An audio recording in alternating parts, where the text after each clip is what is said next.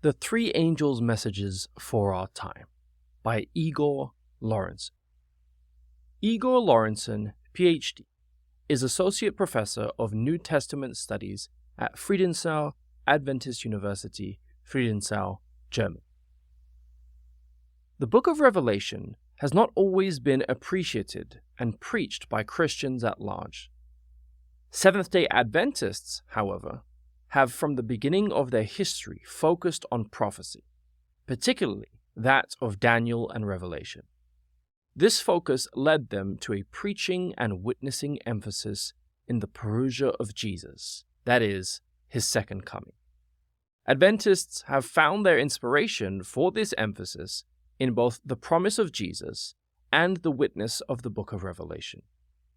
Further, Adventists have found their core understanding of the second coming of Jesus in the three angels' messages of Revelation 14, verses 6 through 12. The introduction to the messages of the three angels references the, quote, eternal gospel, end quote, that is about to be proclaimed to all the earth, quote, to every nation and tribe and language and people, end quote. The, quote, gospel, end quote, means, quote, good news, end quote. What is the biblical good news in the messages of the three angels? Before presenting these messages, John describes the activities of Satan, the beast, and the false prophet.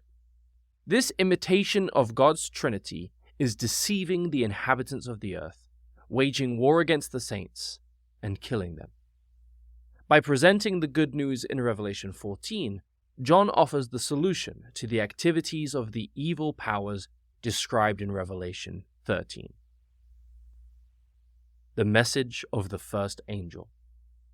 The first angel announces the hour of God's judgment, which is parallel to, quote, the day of the Lord, end quote, in the Old Testament. Prophets announced it. Isaiah warned, quote, see, the day of the Lord comes, cruel, with wrath and fierce anger, to make the earth a desolation, and to destroy its sinners from it, end quote. Toward the end of his book, Isaiah presents the positive side of the, quote, day of the Lord, end quote. Quote, to proclaim the year of the Lord's favor and the day of vengeance of our God, to comfort all who mourn, end quote. Jesus applied these words to his own ministry of healing and preaching. He always had time for the poor, oppressed, sick, and suffering. Jesus did it in the first century, and his followers do it today, as they apply his gospel in their own circumstances. The first angel announces the coming of God to this earth. The coming of God is a constant theme in the Old Testament. God was coming to the rescue of his people out of Egypt. In the wilderness, he came to dwell among them in the tabernacle. He came to the temple Solomon had built in order to dwell with his people. He came to the rescue of his people during the Babylonian exile. Finally, the wise men from the east recognized in the baby Jesus the coming of God to this earth. The Gospel of John purposely describes Jesus' arrival to Israel as his tenting among his people, alluding to the Old Testament wilderness tabernacle. The coming of God to dwell among his people continues to be the central topic of the New Testament all the way to the last pages of the book of Revelation. As God came in history to rescue his people, he wants to actively work today and touch many through his followers. How are the inhabitants of the earth to meet him? The fear of God, the foundational call of the first angel's message, equates to respect for the coming God. Inhabitants of the earth are to give him glory. They are to worship him alone. This worship is in opposition to the human worship of the evil powers. Being the creator of all, God alone deserves the worship of his creatures. The connection between worship and creation in the first angel's message is rooted in the Old Testament. The fourth commandment has that connection and brings an identical rationale for worshiping God on the Sabbath. Sabbath is a perpetual weekly reminder that God is our creator and redeemer, and that he wants us to celebrate his creatorship and redeeming certainty with him every Sabbath. The message of the second angel. The second angel follows in a continuation of the first angel. His message is fully related to earthly realities requiring a warning. While God comes with his eternal kingdom, Earth's inhabitants have been moved by the evil powers to create their own kingdom. That kingdom is called Babylon. In the Old Testament, Babylon symbolized a system of false worship, which was in opposition to the worship of God. During that oppressive and exploitive system Jeremiah encountered, people were taught to worship human achievement. A similar system will be in existence in the end times, when people will glorify human works and spread injustice. The whole earth will be drinking from the wine of Babylon's unfaithfulness. With its ideology, Babylon has created a system that advances deceit, reliance on human achievements, and unjust profit. In the Old Testament, there was a call to the people of God to leave the Babylonian system with its oppressive and deceitful mentality. Likewise, the book of Revelation now includes a call to leave end-time Babylon, with its false worship and exploitative mindset. Indeed, Revelation 18 describes vividly the destruction of that human end-time system that enables kings, sea captains, and merchants to deceive and make their own profits. The chapter describes the biggest economic breakdown seen in world history. Today's economy will reach its end, and many will be caught by surprise. Thus, the second angel sends his warning message through God's followers to the inhabitants of the earth. Revelation warns us in advance that human attempts to create their own kingdom will end in total failure. The message of the third angel.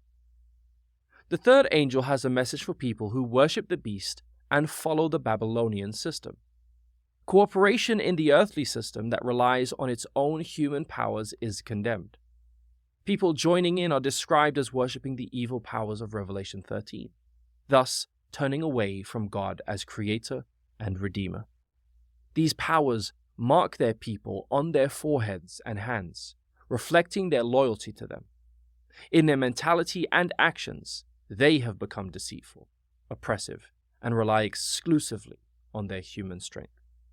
Unjust profit and economic advantages have been attractive to many, worshipping thus their system and their own false ideas. They have drunk from Babylon's wine, so judgment on them is described as, quote, the wine of God's wrath, end quote. Those joining Babylon have, quote, no rest day or night, end quote. Their restlessness sharply contrasts with the rest given to God's people, who have Sabbath as a constant reminder of their Creator and Redeemer.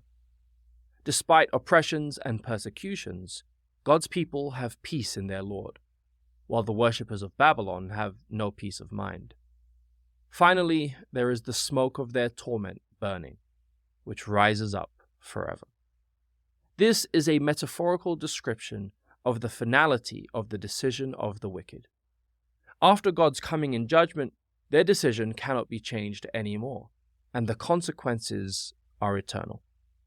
It is a real warning message for the inhabitants of the earth, calling them to worship God alone and to look forward to his coming as the solution. Application to our time. The three angels' message is a message of the great controversy between good and evil, and God's solution to the problem. It is all about a conflict focusing on worship, with today's politics and economy being heavily involved. Religious, political, and economic aspects of the end-time Babylon are described in Revelation 17 and 18. People and nations join, becoming part of the false worship. People today, including Christians, are in danger of worshipping their own materialistic and consumeristic lifestyle, thus becoming part of the Babylonian mentality. Exiting Babylon is not about our geographical location, but primarily about changing our mindset. Sabbath is a constant pointer to our need for God. By relying on our own strength, we may achieve temporary earthly success. But the three angels' messages let us know that there is no life outside God. Worshipping Him means being in connection with the life. There is no future in the human citadel of Babylon or in any human achievements. As opposed to the human system, Jesus is preparing a city for His faithful, and He is coming to take us to His city. We can rely on God, His promises, His words, and His commandments, while keeping our faith in Jesus as our Creator and Redeemer. The great controversy between good and evil, between God and Satan, between those worshipping God and those worshipping achievements of the evil, is soon coming to its end. The three angels are testifying about it, and God's followers are called to spread this message. With spreading the three angels' message of Revelation 14, 6-12, we help people understand the great controversy between Christ and Satan, the problem of the false worship, and point to our coming God and Savior, who will soon end all evil on the earth and finalize His eternal kingdom. For bibliographical and biblical references on this article and for much more content for pastors and church leaders, please visit ministrymagazine.org.